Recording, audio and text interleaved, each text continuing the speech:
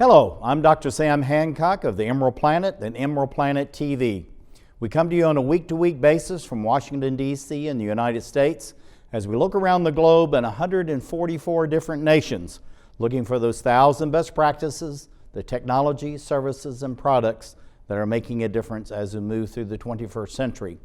And as we have a planet of 9 billion people by 2038 and possibly 12 to 13 billion by the end of this century, how are we going to be able to take care of all these people on planet Earth? And that's what Emerald Planet's all about. We come to you looking at the solutions, the best practices from around the globe as we create the Emerald Planet. Hello, welcome to the Emerald Planet. We're making a difference as we move through the 21st century. And seeing the long-term impacts of climate change.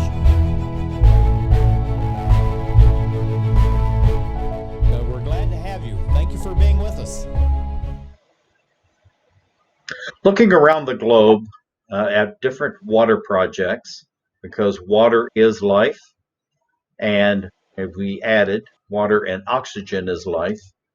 And we're looking at the country of Kenya, which has a daily challenge with water, and particularly when you have the pastoral citizens of its country, the Maasai, who depend on their cattle.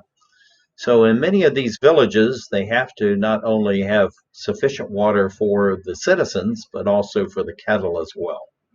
And so we're talking with Rotarian Peter Macharia. He's the president of the Rotary Club of Ongata Rongi of Nairobi, Kenya. And we're going to be talking about safe drinking water, both for the community, the cattle, and now using solar water pumps. Peter, welcome to the Emerald Planet TV. Thank you, Dr. Sam. Great to be here.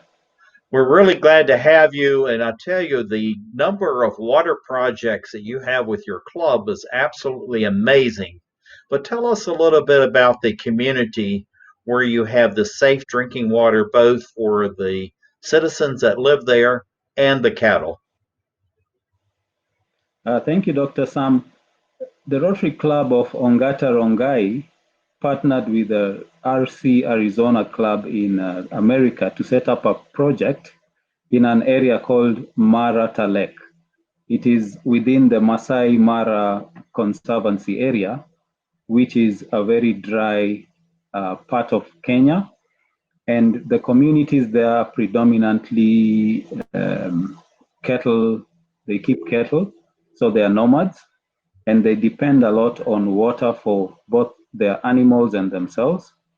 And over the past few years, we had a situation where families in that area had to walk very long distances in search of water. This affected their quality of life in terms of, one, waterborne diseases, because the quality of water that they were getting was questionable, because they used to get it from dams and shallow wells or rivers.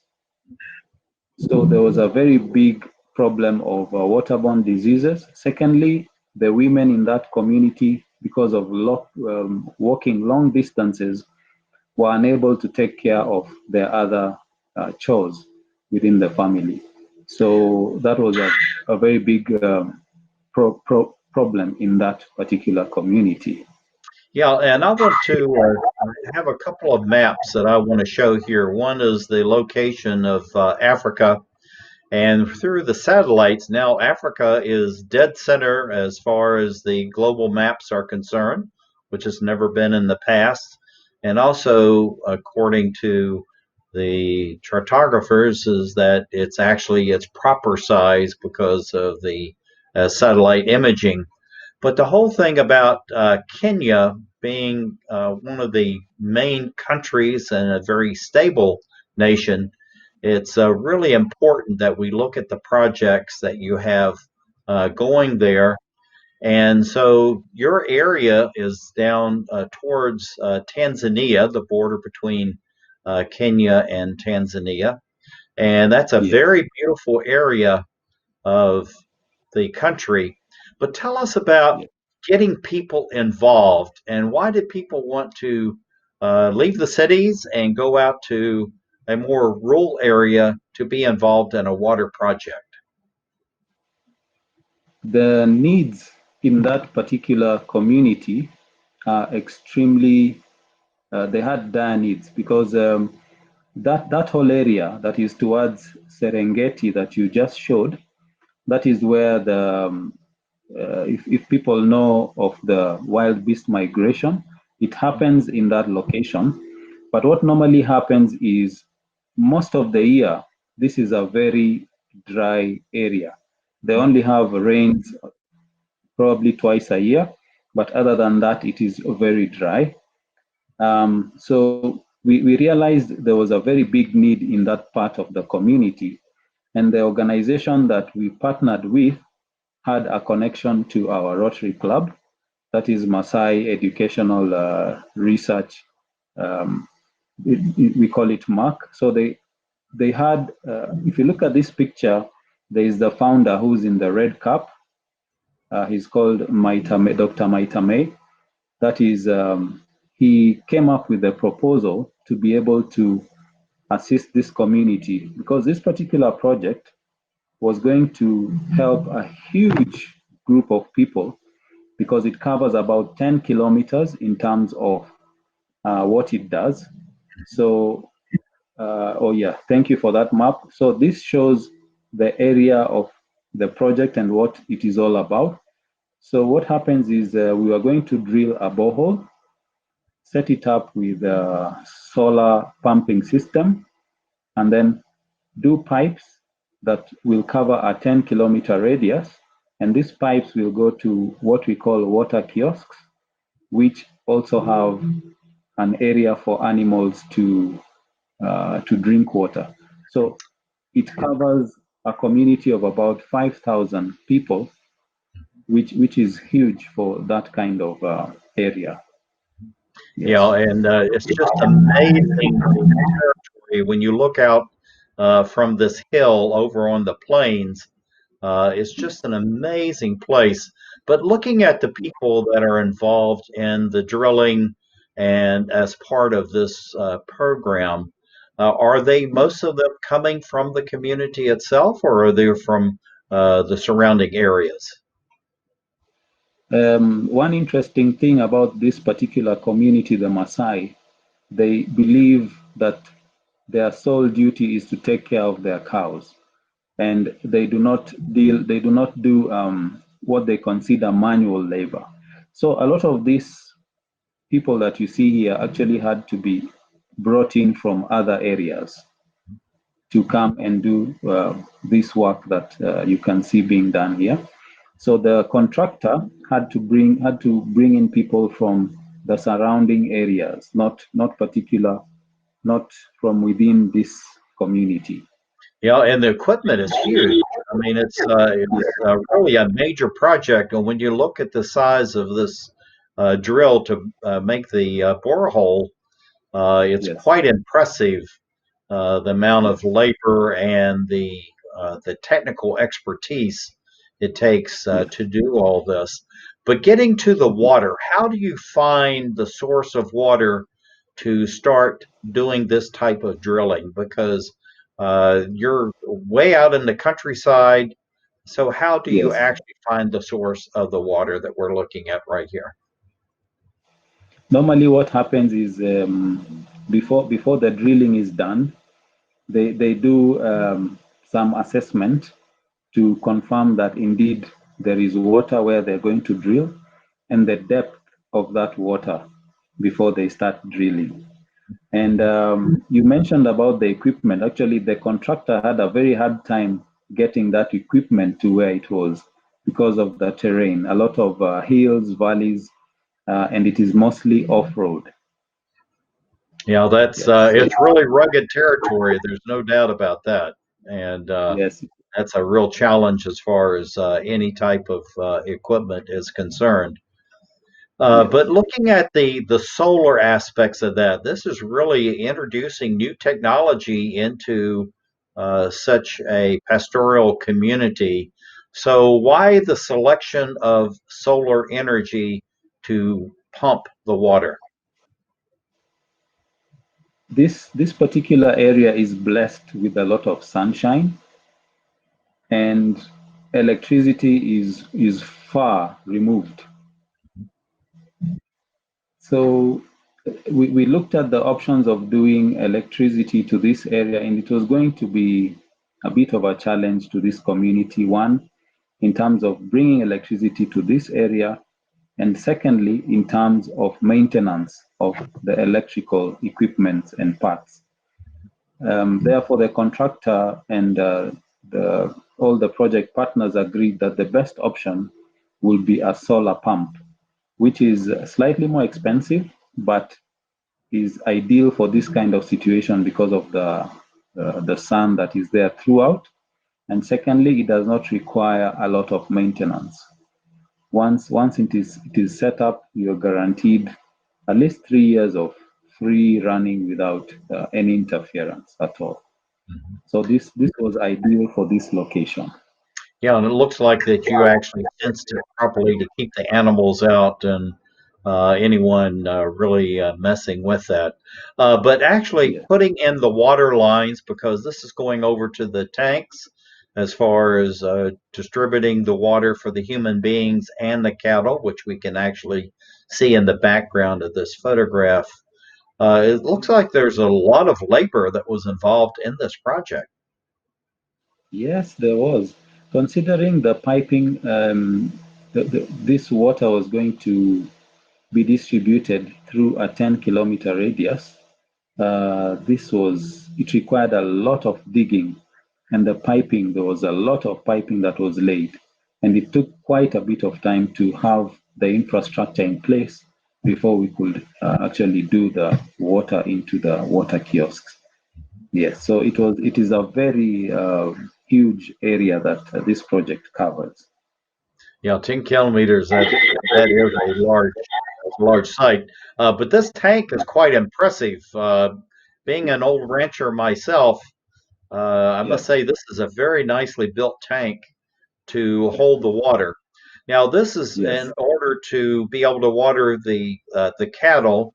And yes. is this actually built this way so that it's going to reduce the amount of damage to the surrounding areas and also contamination of the water source?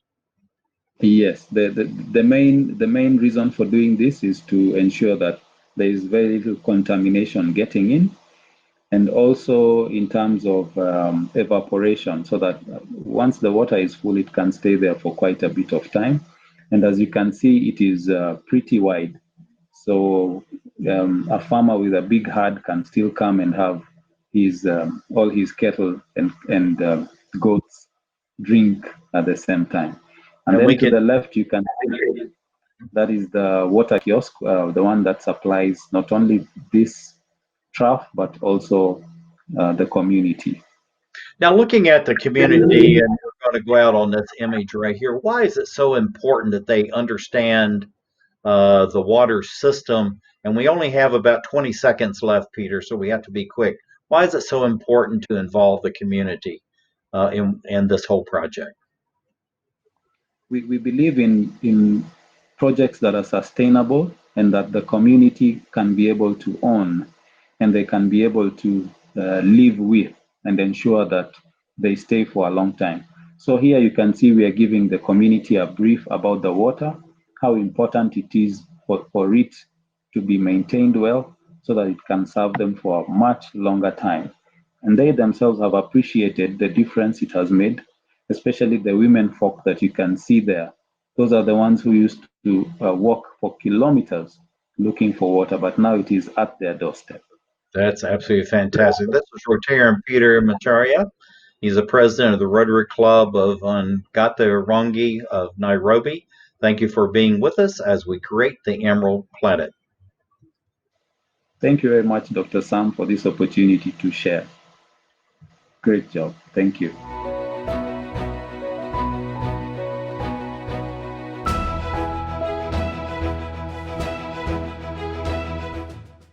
Looking at the country of Kenya, one of the challenges it has is water. But also, Yes. over the years, there's been great devastation as far as HIV/AIDS and its impact on the community. And what we're looking at, and the theme is really touches everyone's heart and mind at the same time. This is called Water for Widows, and Yes. also they're involved with the market gardening. So we have with us Rotarian Michael Nawari. He is the treasurer of the Rotary Club of Ongata Rongi in Nairobi, Kenya. And Michael, welcome to the Emerald Planet TV. Thank you very much for having me and giving us an opportunity to talk about our club. Yes, looking at the Rotary Club of Ongata Rongi, why does it take water as one of its major projects? It's because the area that we live in, area of the country that we live in, is a very dry area. It's the Maasai land. It's where you have the animals. It's a very arid area, and that's why water is a very important aspect to us. And you find that most of our project is about water because water is life to us here. Yeah, and that's absolutely true. And when we look at this map of Kenya, it is a large country. A lot Yes. of it is quite arid. So, looking at Yes. Maasai lands, what's unique about the Maasai themselves and their focus on cattle? And then we'll talk about these widows and how they were left to shift on their own in a very dry place. Maasais are nomadic by nature, so they move around looking for water and vegetation for their cattle. So it's a very nomadic culture, and also the Maasai area is full of wild animals. That's why you find the Serengeti and the Masai Mara national parks. Mhm. And so there's competition between the domestic animals and the wild animals for the limited resources that are there. So they So you Mhm. So they are competing go on. for the water. But looking at Yes, for the a water. particular community, why did you select this community? We selected the community because, first of all, the organization that we're working with, the Wells of Hope, had identified the widows in that area were living in the fringes of life. Basically, they had been neglected and despised by the community. So we thought that this is a community and a group that we can partner with and be able to make a difference. Because one, they were organized. So there was a group and there was organized. And what the Wells of Hope had done is giving each widow a small piece of land that they can grow and build their own house. So it was very easy for us to come now because it was an organized group. It was easy for us to come in and give them water. Yeah, and looking at the areas, these are some before pictures, and we're going to look at what's happened now that the water is there. But looking at the lifestyle that they had before the water came in, besides being widows, what were some of the other challenges that they had? The other challenges is one, because they had no water, they couldn't grow their own food crops or vegetations, so they couldn't grow food for family use. And the other is just issues of hygiene. There was no water for drinking, and there was no water for washing their clothes and just taking care of their basic hygiene. And they had to walk miles and miles looking for water. So they will spend a lot of time going to fetch water, about 4 kilometers to and from. That's about 8 kilometers in a day, just look for water. So those are the challenges they had. Yeah, and also too, when you have those challenges and you have the widows, the children then many times are not going to school because they're spending their Yes, time out looking for water and also yes. looking for wood they can use as far as cooking their food. So it's really is just so many challenges. It's boggles the mind to even think about it. And when you look at this, this soil actually looks very poor for even growing crops. Yes, it is an arid area. It's very hot. Typically, the temperatures there will be about what 30 degrees centigrade. That's a very hot area, and it's dry, and the soil is sort of rocky. So it's a very dry area. You know, and when you say And 30 degrees centigrade, that's about 90 plus degrees in Fahrenheit for yes, our American audiences. But bringing in this type of equipment, this is quite impressive that your Rotary Club was able to find partners to do this. What were your partners on this particular project? the partners was the Rotary Club of Harrisonburg in the US. Those are the people who we partnered with to do this project in this in a place called Sholinka in Kajiado County, which is a Maasai area. Yeah, and it's interesting because that's some of my home area, Harrisonburg. That's where James Madison University is located. It's a very beautiful Oh, okay. area. It's in Okay. the Appalachian Mountains, so could not be more different than what we're looking at in this very dry, arid land in the Yes. near the Serengeti. But looking at the drilling, how do you find even the water so you can actually have this type of setup and bring the water to the surface and provide it to the widows? You see, there was a geological survey that was done by the geologists. So they did a survey and they identified the exact spot where we're going to drill the well. So that's when now, after we've done the geological survey, we brought in the people who are going to do the drilling, the contractor, and they started doing the drilling. And because the water is not so near the surface, they have to do very deep holes into the ground to be able to find water and pump it into the surface. Yeah, So the water table is very low. It's yeah, it's very difficult, but it's actually it's a very complicated process. When you look at this equipment, it looks very simple, but actually it's not simple at all, is it? no, it's not simple at all. The drills and all that, and after you've done the holes, you have to cast the hole so that the hole doesn't collapse. So you put in pipes so that the water now can flow through the pipes on the surface. And that's what we're looking at here as far as the Yes. pipe that's going to be actually inserted into the ground. And when you look at the length of that pipe and the number of them, you can understand how deep into the earth actually you're having to drill to find the water. So these Yes. drills, how do you find them, and how do you find the personnel to run this equipment? The drills, there are a lot of people in this area of the country who do drilling, a lot of contractors who do drilling of boreholes. So it's not very hard to find them. But what we did is that we had a criteria that was outlined of what we were looking for, and then we invited bids from the various contractors, and they put in their bids. After doing that, we evaluated technically and also on the financial side, and then we invited them for an in-person interview so we could be able to understand how they were going to carry out the project. And after that, we selected a contractor now. So for a Rotary Club your size, that's a lot. That's a lot of work. So it seems like there's many hours involved in this particular project, and of course you've had multiple water projects. So your members are very committed to water and particularly to this area of Maasai land, correct?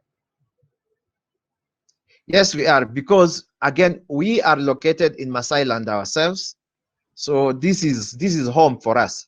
So we must be relevant to our community, our immediate community, and this is our immediate community.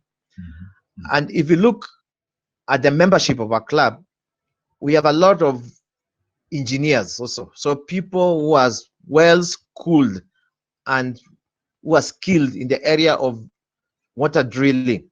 So we've got a lot of people and a lot of skills in that area. So it's not very hard for us to do these projects because we have people who have the right skills. Now, looking at the solar panels, this was actually on the other project. This photograph was taken from that, but you're way out, away from the major electrical grid. So, are you using this type of solar pump for most of your projects that you're providing out in Maasai land? Yes, and it's because solar panels are one. It's since the area is very hot and there's a lot of sun, it's cheaper for the beneficiaries to maintain the project, and it makes the project very sustainable because they don't have to incur monthly bills or paying electricity bills. So yes, we're using a lot of solar panels to be able to pump the water up. Now, I tell you, I just think it's fantastic. And this is a very attractive storage container that you have here. And so you're filling Yes, these barrels, and then the community certainly seems excited about yes. having this water in the community. So, Mm, looking at the Rotary Club, this is mm, talking about Harrisonburg, Virginia, which is actually not too mm. far from where we are in Okay. Washington, D.C. But I wanted to show Mm. this is the people getting the water. Tell us the excitement that everyone had, and then I want to be very quickly show the gardens that have evolved from this. I mean, if you look at those kids, this water has changed their lives. Now the kids are able to go to school. They have to get clean drinking water. Their hygiene and their health has improved. They have water to shower, and now they're able to grow food, and so they're healthy. It is this water has changed and transformed their lives, so that Yeah, now the kids are able to concentrate in school. They don't have to spend so much time, and they're able to play football or soccer. So the kids have so much time. And if you look at the mothers are excited. They're able now to spend more time tending to their garden and being able to sometimes what they do, some of the women what they're doing, the vegetables they get from the garden, they're selling out in the market and be able to get more income for themselves and their families. yeah. So this is what the water has done. I was just showing Michael the comparison from the before and after having the water. Of Yes. course, here's the children wanting to play, very dry, Mm, and then having the vegetables mm, around their home. mm. So, looking at Yes. your Rotary Club, we got about 10 seconds. What do you see for the expansion of water projects for your club? And you got to be quick. There are a lot of opportunities for us to be able to do more projects because water is life and we need more water projects in our area, and we are asking for donors and donations to partner with us to be able to transform lives in this part of our country and this part of Africa, and wherever it is we're going to really make a difference. And so Michael, back to you. thank you very much as we create Mm. the Emerald Planet.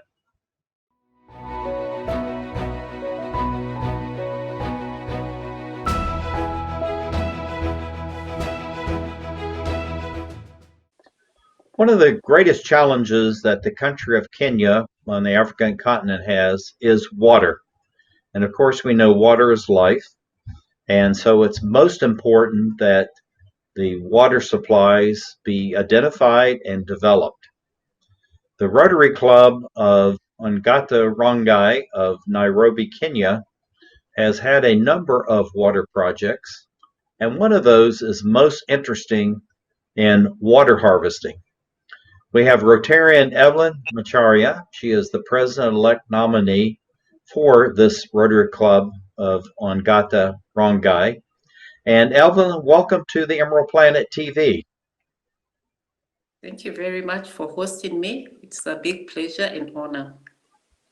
Well, your club is doing absolutely outstanding work, and it's just amazing, one club and the great impact it's having in your whole region of Kenya. So, why has your club chosen to be involved in so many different water projects?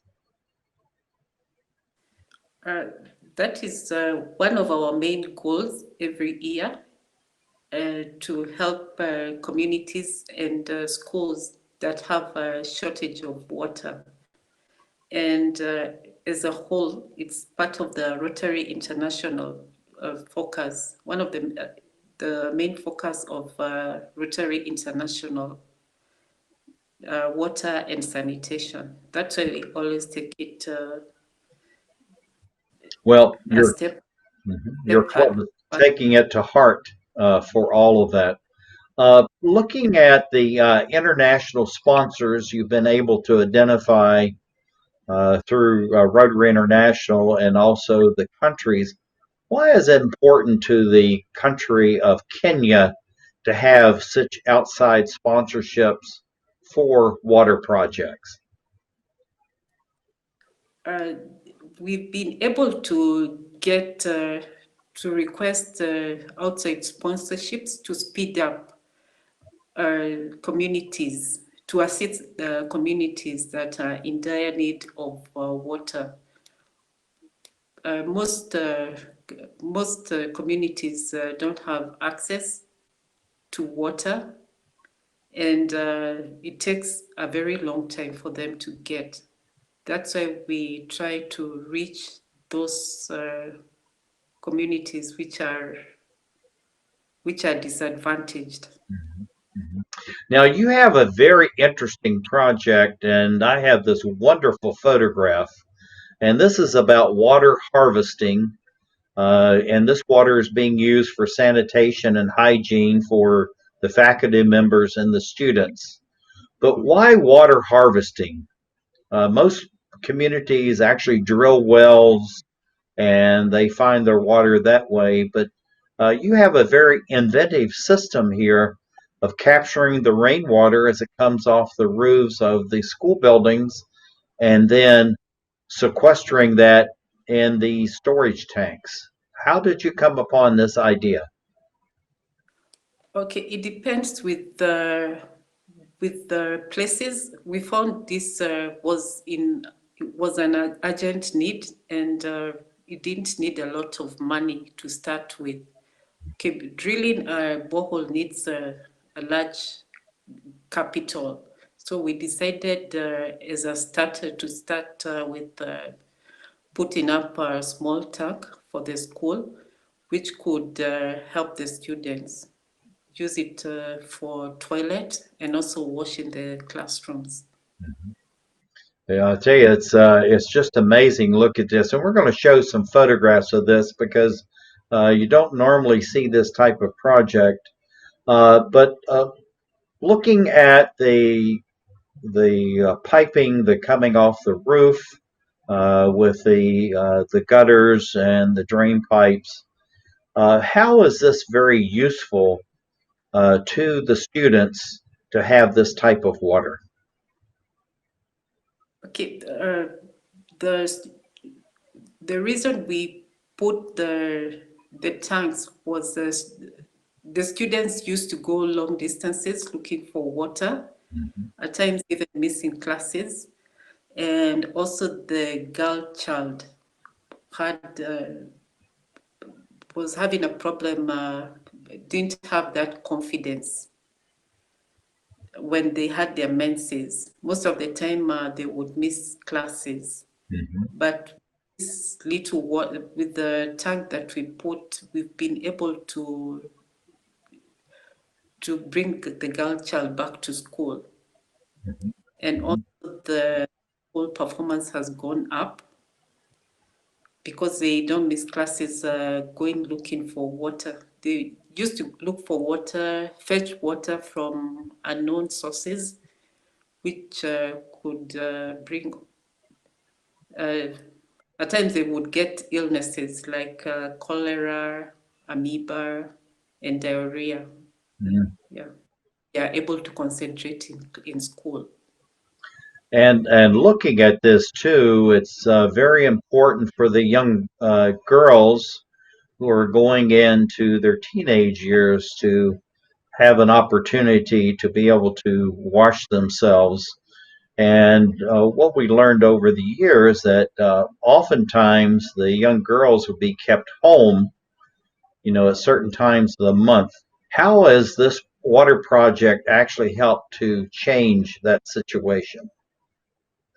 Right now, they are able to go to school without missing because they're able to use it for sanitation. Mm-hmm. Or they would not go to classes. They won't go to school because they were afraid of soiling their clothes, Mm-hmm. and they didn't have any water to clean themselves, so they would rather stay at home. Yeah, and it's just something we don't even think about, in the United States and much of the world, but yet this is something that's very important. It's very important for, hygiene and sanitation, but also it's a self-image issue as well, particularly for the young girls.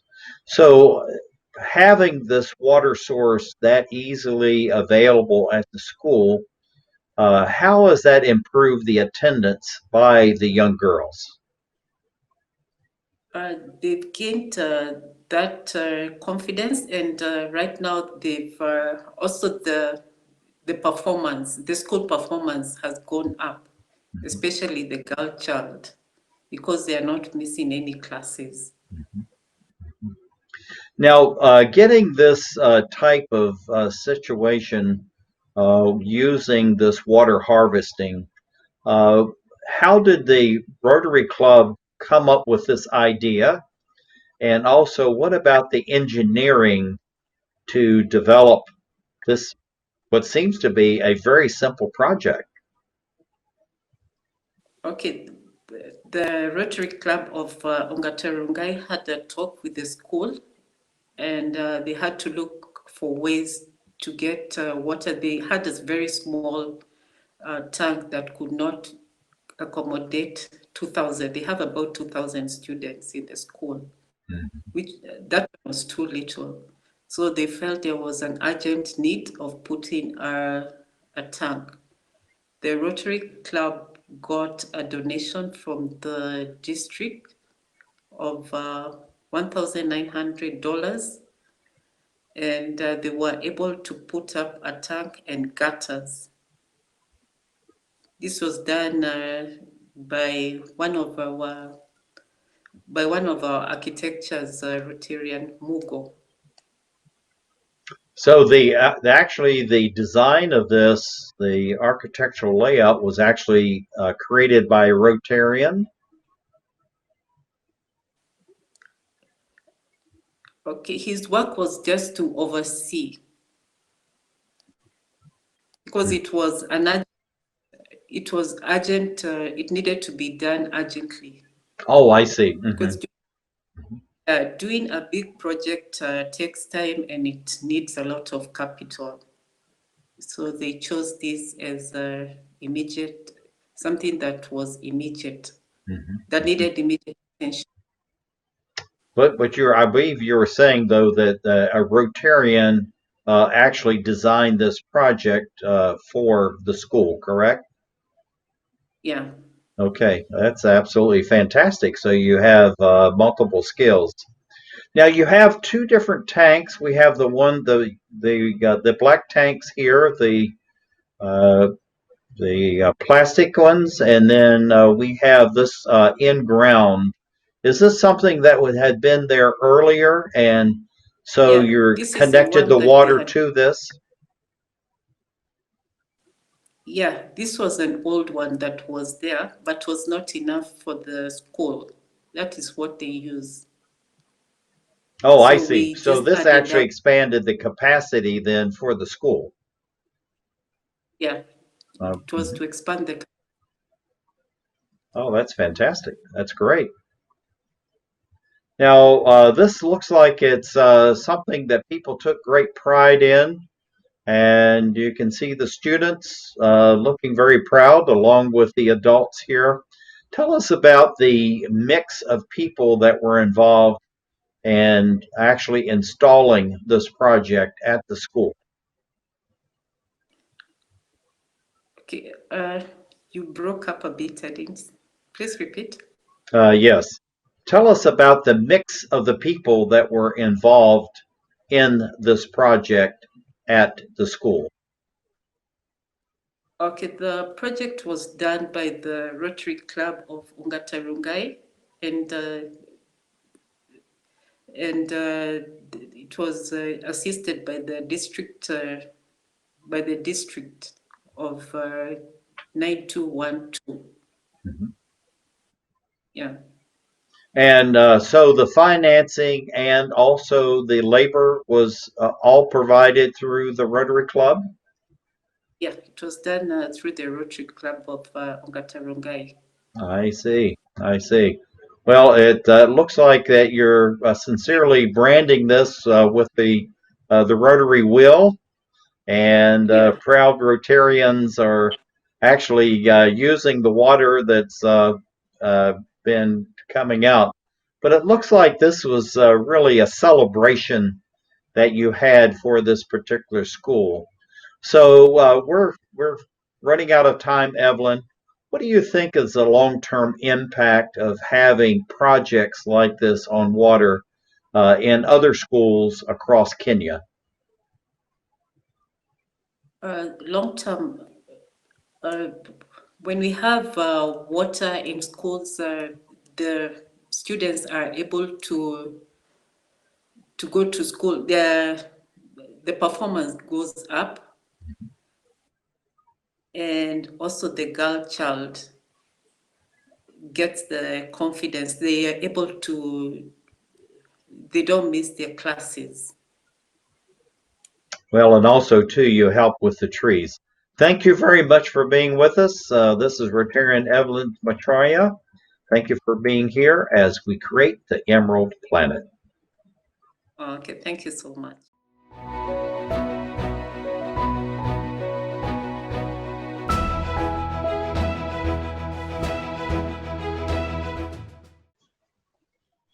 We're looking at different water projects from the Rotary Club of Ongata Rongai of Nairobi in Kenya.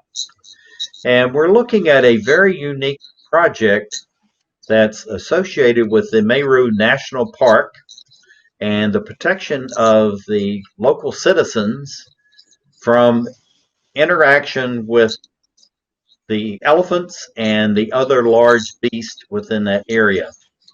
This is quite a unique project. And this is Rotarian Miriam Komu, who is the projects director for the Rotary Club of Ongata Rongai, Nairobi. And Miriam, welcome to the Emerald Planet TV. Thank you, Sam. I'm glad to be here. And we're glad to be with you. You labeled this theme as making a world of difference, sustainable water, sanitation, and nutrition. Why that particular theme? In Kenya, one of the major problems is in water because most of the place in the area in Kenya is dry land. And we were looking at areas that we can do sustainable projects so that they can be running even way after we have already left the project. And this was named that because we found that water and nutrition go hand in hand, and it is also one of the areas where the locals in the community needed sustainability in. Once you give water, there's improved nutrition in the community, and also with improved nutrition and good health, there's a lot of things that can happen in a community, and that is why we thought about water and the sustainability of it and the nutrition bit of it. Now, looking at this project, we see here, kind of in the center of the map of Kenya, the Meru National Park. Tell us about that particular park and why did you select that area of Kenya for your project? Meru National Park is one of the large parks in Kenya, and it is a very interesting park because it's a bit steep and with a lot of water, and we thought the area is green in itself. A lot of people think that it actually has water, but the water flows you know, to other areas and other rivers and ocean. And we thought it is an area in Kenya that a little people think about, because obviously if the area is green, they should have water. And one of the main reasons why we went there is because in Rotary we have locals from there who told us, come see what is happening at Meru National Park. We have lots of water catchment areas, but the water is untapped. And if we tap the water, it has a flow of gravity. We don't have to use a lot of mechanism to take the water from the tanks up there into the households of the people living down the hills. And we thought it would be a very interesting project to undertake, because most of the flat areas, you need to probably dig the boreholes for the water to come out and things like that. So when we did a project pre-visit, we found it an interesting project, because we wouldn't use a lot of mechanism to tap the water. It is all pure gravity. All we needed to do is pipe the water from the catchment area up the hills at the Meru National Parks and put it on a big tank, and then using gravity also pipe to the households, and easy peasy get water to the community. And we thought that it would be a good idea and affordable. Yes. Yeah, that's a thing. But you know, one of the justifications for your project is that the animals were interacting with the humans that were trying to gather the water from the rivers and the streams, just like this. So when you come upon a big Yes. tusker like this, and actually I did when I was in Kenya, it was just about as close to me as this image that you have here, Miriam. But what Yes. was the danger to the citizens around Meru National Park as far as actually going and gathering their water? Now, in the community, what used to happen is that the children and the ladies could go to fetch water in some of the catchment areas up the hill, and they would come into contact with such animals. And sometimes they would have to wait for a period of time for them to go through, because they're dangerous animals, especially when you find them nearby with the children and the women. And we thought, as to reduce the human-animal conflict where they are going to fetch the water, we would now do the tank and pipe it downhill where the elephants do not go much, and then get it out of the park and into the communities through the piped water, so that the women and the children that go to fetch water don't have to go to the park in itself, so that they don't even get into contact with the tuskers.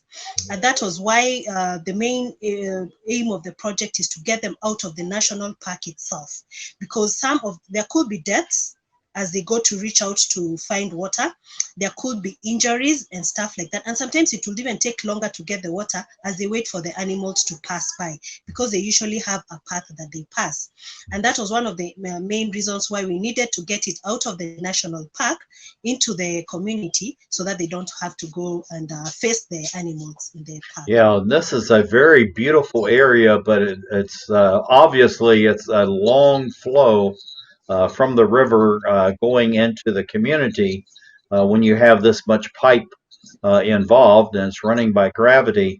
But looking at this Yes. project, I mean, this is really major backbreaking work that had to be done to lay this pipe to get to the tanks within the community. So, how did you organize the community to do this type of work? As I said earlier, some of the members of the Rotary Club of Ongata Rongai come from the area, so it was even easy to get to the community and even speak their language and explain to them what we wanted to do. And also, luckily, we used the human resource in the we have that helped us work out the whole design of the project. And using the community even to get involved in working on the project gave them, so they felt like we are doing this for us as much as we were also economically empowering them in the work. They felt they took the ownership of the project from the beginning to the end. We had a few hiccups where once they dug the trenches for the pipes, the elephants could come and actually dig them out. And they also needed to do a few adjustments so that they could go deeper, or places where it wasn't within the path of the elephants. And all this the community owned. They also, for the project, they took time to even understand how it would work with the elephants around, because they also couldn't work with them roving around the area. And the community took ownership of the project at heart. And that is why I think it was a very good, successful project for us to do with them. Yeah, when you look at the, digging this, of course, this was a lot of back-breaking work and very difficult to do that. But most of this actually was hand labor that was done on site. So the design you said was actually from within the Rotary Club itself? It was within the Rotary Club. One of the Rotary engineers did that. And I understand there's a number of engineers within your organization. So, this is really tedious, but also it's very precise work that they're doing. And it's amazing the energy that the community was willing to commit to this. Tell us about the citizens becoming involved with the Rotary Club and why you think that citizen Rotary Club members was so important. Um, I think they were important because they actually brought out the real need in the society, because they come from the neighboring communities and they have interacted with the people and probably even heard from the community around how difficult it was. And some of them actually came across the ladies and the children going to school, and some of them are even school board members, where even the teachers explain the dropout or the missing of children going to school because they were out there going to fetch water and they didn't come back in time for school. So involving them and the community also gave us a better understanding of the project and the need, and how well we could handle this need, so that the community could not spend a lot of time going to fetch water, so that the community could also benefit in other areas like kitchen gardens and in the nutritional improvement of the community.